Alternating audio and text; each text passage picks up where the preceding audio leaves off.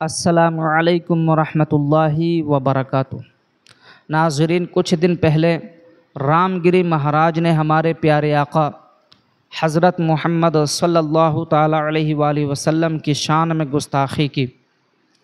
और मुसलमान सब कुछ बर्दाश्त कर सकता है, लेकिन अपने प्यारे नबी सल्लल्लाहु ताला अलैहि वसल्लम की शान में ज़र्रा बराबर भी गुस्ताखी बर्दाश्त नहीं कर सकता। यही वजह है कि हिंदुस्तान के मुसलमानों ने जब इस गुस्ताखी को सुना तो बेकरार हो गए, और दुनिया भर में जहाँ भी ईमान वाले मौजूद हैं उन्होंने इस गुस्ताखी के बारे में सुना तो मचल गए, बेचैन और बेकरार हो गए। नाज़रीन, एक ईमान वाला अपनी जान से ज़्यादा, अपने माल से ज़्यादा, अपनी औलाद से ज़्यादा, हत्ता कि हर चीज़ से ज़्यादा अपने नबी हज़रत मोहम्मद सल्लल्लाहु ताला अलैहि वसल्लम से महब्बत करता है। जब रामगिरी महाराज ने नबी अकरम सल्लल्लाहु ताला अलैहि वसल्लम की शान में गुस्ताखी की, एहतजाज भी किया और FIR भी दर्ज कराई, लेकिन अभी तक रामगिरी महाराज को गिरफ़्तार नहीं किया गया। वो खुल्लम खुल्ला घूम रहा है। नाज़रीन, जो भी किसी भी धर्म के ख़िलाफ़ बोले उसको पहले गिरफ़्तार करके जेल के अंदर डाल देना चाहिए, ताकि नफ़रत का माहौल पैदा ना हो सके, जहरीला माहौल बर्पा नहीं हो सके। नाज़रीन, बहुत सारे ऐसे मुस्लिम लीडरान हैं जो इसके ख़िलाफ़ बाहर निकले और FIR दर्ज कराई।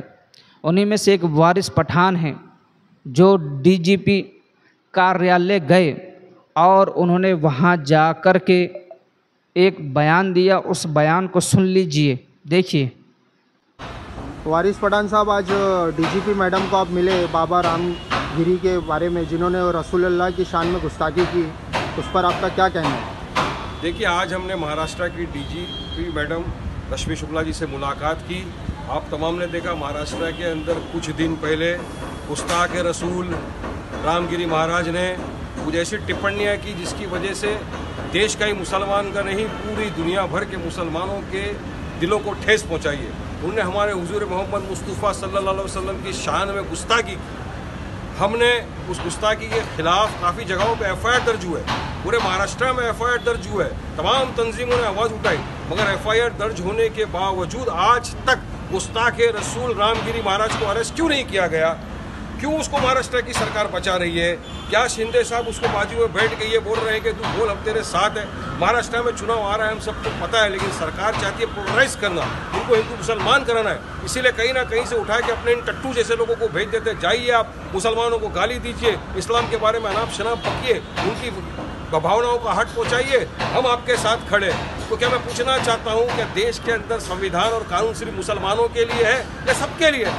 संविधान इक्वालिटी की बात करता है, तो इनको अरेस्ट क्यों नहीं? हमारी ही एक उल्लेमा थे मुफ्ती सलमान अजहरी साहब, उन्होंने किसी की शान में गुस्ताखी नहीं की, किसी की दिलों को हार्ट नहीं पहुँचा, एक अशार पड़ा, उनको 2 घंटे में FIR करके अरेस्ट कर लिया गया और आज तक सलाखों के पीछे जेल में।